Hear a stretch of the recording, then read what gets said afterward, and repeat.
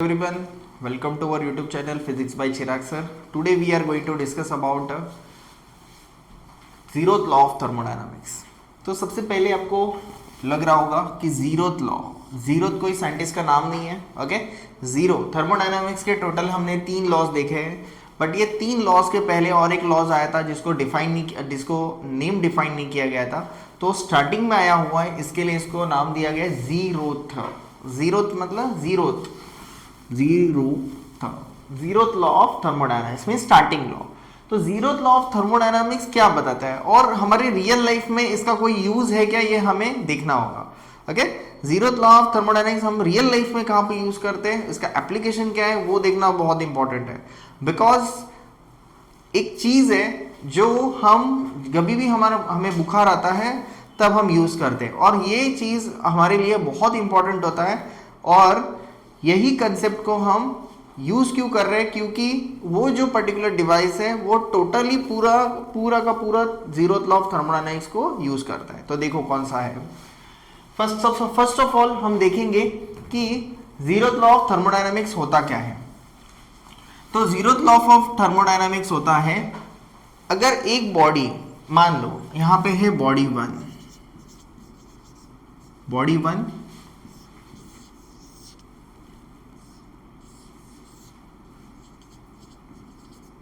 Body 2 और यहां पे है body 3.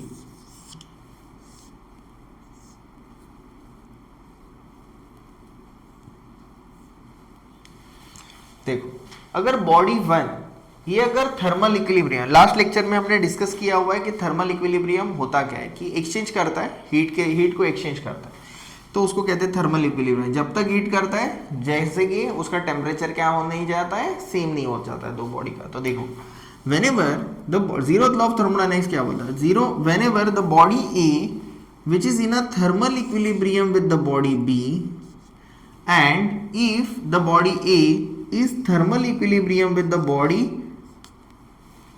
3, okay, then indirectly we can say the body 2 and body 3 are thermally equilibrium with each other. इसका meaning क्या होता है, if two bodies are thermal equilibrium with the third body, then we can say the third body is thermally equilibrium with the both the bodies. Okay, so वापस एक बार बताता हूं कि body 1 ये थर्मल इक्विलिब्रियम है with the body 2, and body 1 ये thermal equilibrium with a body 3.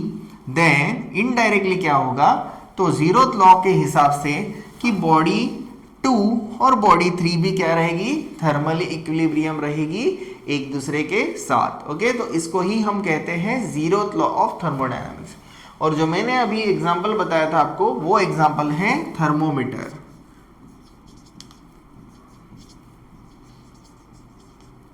Thermometer क्या होता है, तो थर्मामीटर जनरली होता है, थर्मामीटर एक डिवाइस है.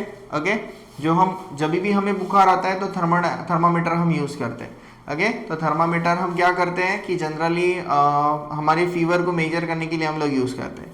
उसमें भी स्केल में बहुत लोगों को दिक्कत होती है, तो जनरली हम जो स्केल यूज करते हैं थर्मामीटर में कि हमें बुखार आ गया, कौन सा कितना बुखार आया, चलो हमें मान लो कि 100 बुखार आया, तो 100 डिग्री सेल्सियस नहीं होता है. 100 डिग्री सेल्सियस तो हो ही नहीं सकता है, क्योंकि 100 डिग्री सेल्सियस आप देखोगे तो उसमें पानी जो होता है बॉईल होता है और बहुत ही ज़्यादा गर्म होता है. हमारी बॉडी के उतनी गर्म नहीं होती, नहीं तो हम खुद ही क्या हो जाएंगे, जल जाएंगे. ओके, तो ये होता है डिग्री फ़ारेनहाइट. कितना होता है, अगर हम लोग मानते हैं कि इसको कहते हैं डिग्री फ़ारेनहाइट, तो जनरली टेम्परेचर की स्केल्स होती है, डिग्री फ़ारेनहाइट होता है, डिग्री केल्विन होता है और डिग्री सेल्सियस होती है. ये 3 स्केल्स जनरली हम क्या करते हैं, टेम्परेचर को मेजर करने के लिए यूज़ करते हैं. तो जो हम मेडिकल के लिए हम लोग जो थर्मामीटर यूज़ करते हैं उसमें यूज़ किया जाता है डिग्री फ़ारेनहाइट. ओके, सो देखो ये कंसेप्ट इसको कैसे फॉलो करता है. तो आपने देखा होगा कि जनरली जो थर्मामीटर होता है उसके अंदर ऐसा एक पाइप होता है ट्रांसपेरेंट, और यहाँ पे एक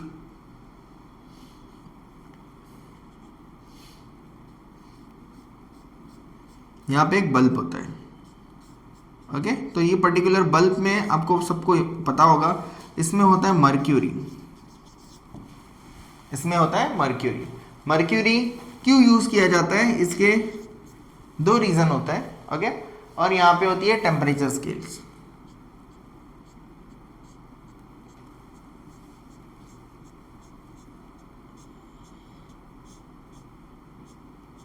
ये टेम्परेचर स्केल है, मैंने रफ ड्रॉ किया है तो आप समझ सकते हो। ये मैंने एक थर्मामीटर ड्रॉ किया हुआ है। अभी ये पर्टिकुलर थर्मामीटर में क्या होगा, जैसे ही देखो मैंने क्या बताया, बॉडी ए, मान लो मेरी बॉडी ये थर्मामीटर है, मेरी बॉडी अगर मुझे बुखार आया हुआ तो हम क्या करेंगे, थर्मामीटर को हम मुंह में या फिर जो भी है थर्मामीटर का टेम्परेचर हमें मेजर जैसे करते हैं मेथड्स, तो मर्क्यूरी अगर हमने, ये जो बल्ब है इसको कहते हैं bulb, thermometer bulb. So bulb content what, the mercury. अब ये मर्क्यूरी क्यों यूज करते हैं वो भी मैं बता देता हूँ। मर्क्यूरी जो होता है वो टेम्परेचर अगर जब इंक्रीज होगा तो मर्क्यूरी होती है एक्सपांड, ओके।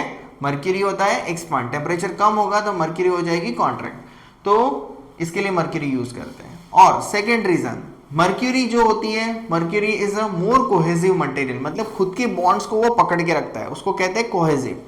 तो मर्क्यूरी का जो नेचर होता है बहुत ज्यादा कोहेसिव होता है, तो वो कभी भी किधर भी स्प्रेड नहीं होता। अगर हाथ पे भी आप मर्क्यूरी लोगे तो वो घूमते रहेगा राउंड शेप से, मतलब वो उसके मॉलिक्यूल्स को पकड़ के रखता है, वो छोड़ता नहीं है। इसके लिए मर्क्यूरी क्या होता है, तो जनरली हम ये दो रीजंस की वजह से मर्क्यूरी हम थर्मामीटर में यूज करते हैं। तो मान लो मुझे बुखार है, मेरे बॉडी के टेम्परेचर अगर मुझे चेक करना है तो मैं क्या करूंगा, थर्मामीटर को यहाँ पे पकड़ूंगा, ओके। सो इस तभी क्या होगा, तो मेरी बॉडी से जो हीट निकल रही है वो कहाँ पे जाएगी, थर्मामीटर के बल्ब के अंदर। सो बल्ब में जैसी एनर्जी गई, ओके, टेम्परेचर एक्सचेंज हुआ, टेम्परेचर गया, तो मर्क्यूरी जो है वो ये पर्टिकुलर पाइप से राइज होगा, तो एक रीडिंग इंडिकेट करेगा, ओके। ये जो है वो एक रीडिंग को इंडिकेट करेगा। अब ये जो रीडिंग को इंडिकेट कर रहा है मतलब क्या हो गया, मेरी जो बॉडी, मेरी जो हीट है वो कहाँ पे गई, बॉडी 2 के पास। बॉडी 2 क्या है हमारी यहाँ पे, बल्ब, ओके, थर्मामीटर का बल्ब। और सेकेंड हो गई बॉडी, फर्स्ट हो गया मेरी खुद की ह्यूमन बॉडी, सेकेंड हो गई ये थर्मामीटर का बल्ब। बल्ब के बाहर का जो मटेरियल है वो डिफरेंट है, ओके। तो बल्ब कहां से कहां पे हीट देगा, मर्क्यूरी को देगा। तो थर्ड मेरा क्या है, थर्ड बॉडी क्या है मेरी, हीट। तो इनडायरेक्टली यहाँ पे क्या हो रहा है, अगर मेरे बॉडी का टेम्परेचर बढ़ेगा तो यह बल्ब का टेम्परेचर बढ़ेगा, और बल्ब का टेम्परेचर बढ़ेगा मतलब क्या हो रहा है, मर्क्यूरी का टेम्परेचर बढ़ेगा। मतलब मेरी बॉडी, बल्ब, थर्मामीटर का बल्ब और ये जो मर्क्यूरी इसके अंदर है, ये तीनों क्या है, एक दूसरे के ऊपर डिपेंड कर रहे हैं और हीट को एक्सचेंज कर रहे हैं। तो ये कौन से रूल को फॉलो कर रहे हैं, they are following what, the zeroth law of thermodynamics, okay. So I hope आप सबको समझ में आया होगा कि जीरोथ लॉ ऑफ थर्मोडायनामिक्स होता क्या है, okay. Thank you. Hello everyone, welcome to our YouTube channel.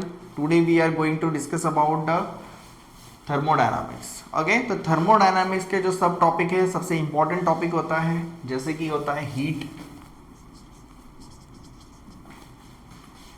Internal energy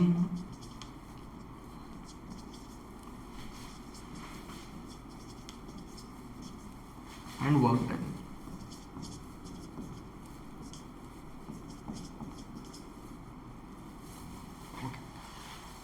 देखो अभी हीट, थर्मोडायनामिक्स में हीट क्या होती है, तो हीट बेसिकली सबसे बड़ा जो हीट का जो सोर्स होता है वो हम सबको पता है, वो होता है सन। सोलर एनर्जी जो होती है वो सबसे बड़ी हीट की सोर्स है in the any form of energy. कोई भी फॉर्म के एनर्जी में अगर आप देखोगे तो सोलर एनर्जी जो हमें मिलती है, अभी आप सबको पता होगा कि नहीं, लेकिन जो सोलर एनर्जी है वो सोलर एनर्जी सन, एक्चुअली सन क्या है, सन इज अ स्टार, ओके।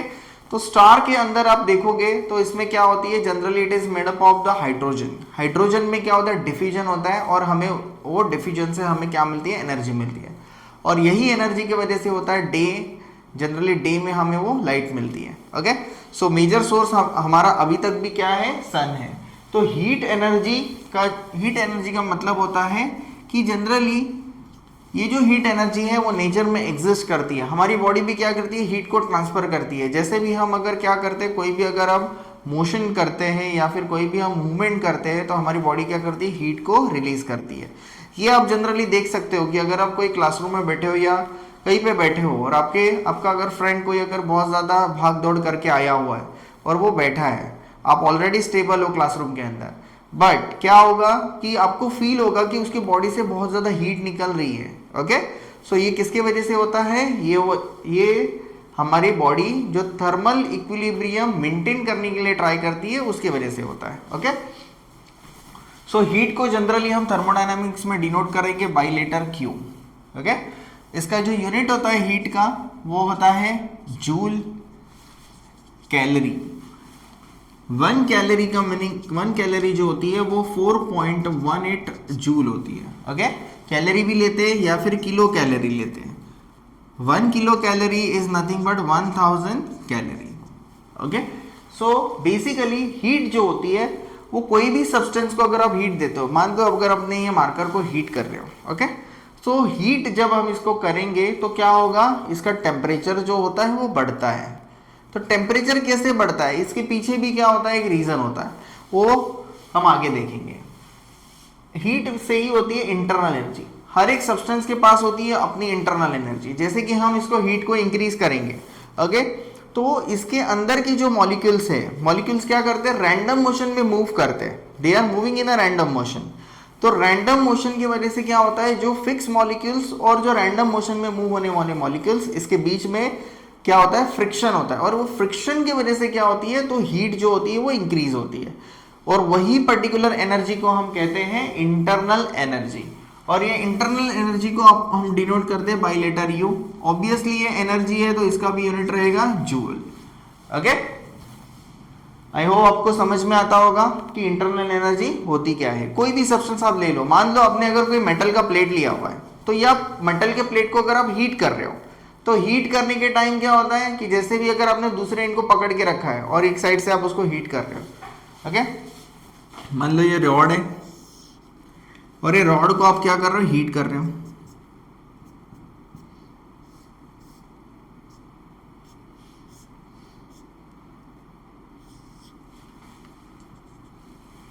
तो हीट करने के टाइम इसका टेम्परेचर क्या होगा, इंक्रीज होगा, बट यही टेम्परेचर क्या होता है कि ये पर्टिकुलर डायरेक्शन में मूव हो रहा है।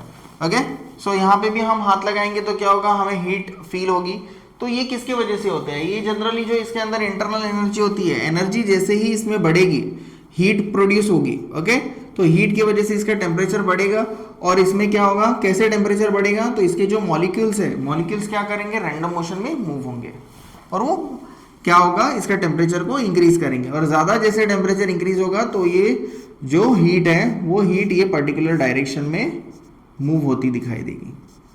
ओके, आई होप आपको समझ में आया होगा कि ये जो इंटरनल एनर्जी है वो कैसे वर्क करती है, और यही प्रोसेस को हम क्या कहते हैं, कंडक्शन कहते हैं। ओके, तो ये डिफरेंट टॉपिक है, हीट ट्रांसफर का मोड होता है conduction, that is nothing but a different part.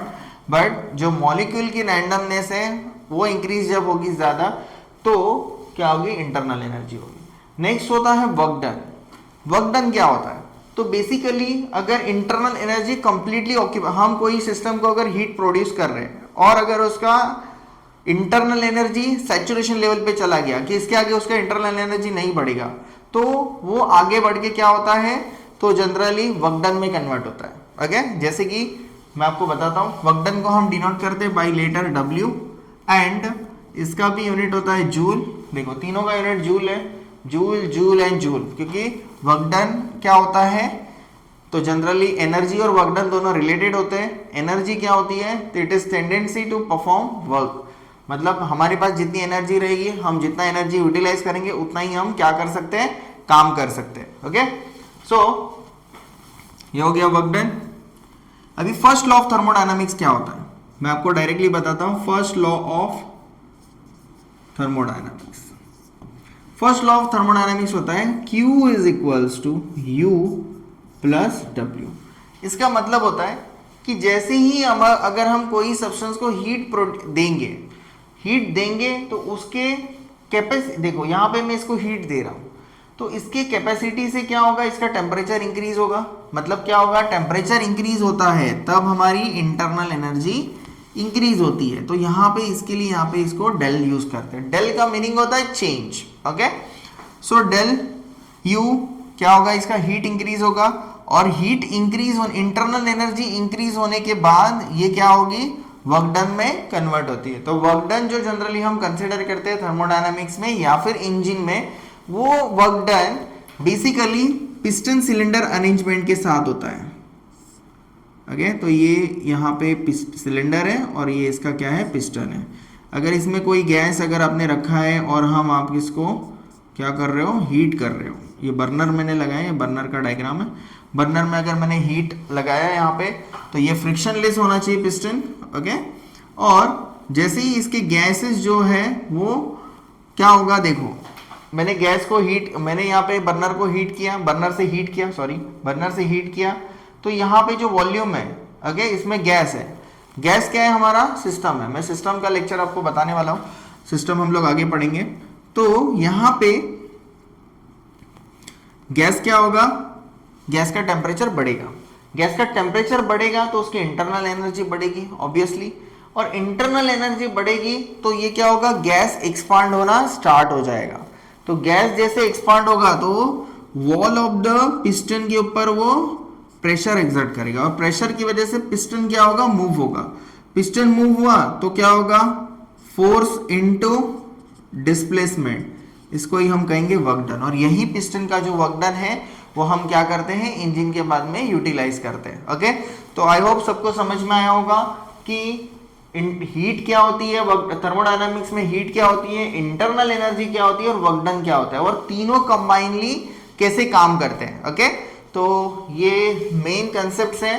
Okay, ये थर्मोडायनामिक्स के जो है वो मेन कंसेप्ट्स हैं, एंड बेसिक्स के साथ मैंने ट्राई किया है आपको जो एक्सप्लेन करने के लिए। तो अगर कुछ भी डाउट्स हैं तो आप डाउट्स पूछ सकते हो कमेंट सेक्शन में। Thank you.